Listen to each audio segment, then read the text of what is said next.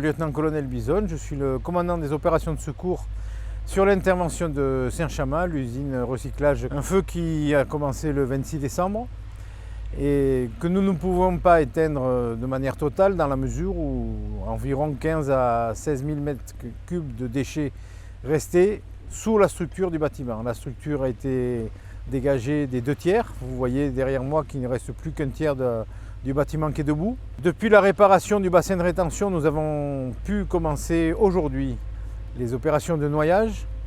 Vous pouvez constater derrière nous qu'au fur et à mesure, les déchets sont étalés, sont noyés.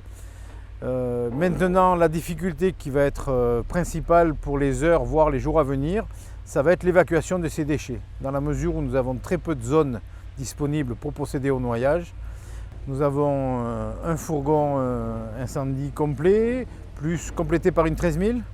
Et nous travaillons essentiellement avec 3 canons Vector qui continuent de refroidir l'ensemble de la masse et un canon Vector et des lances à main pour procéder au noyage.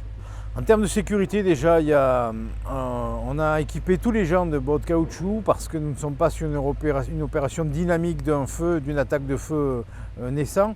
Les gens, quand ils vont sortir de la zone, vont faire l'objet d'un nettoyage des effets.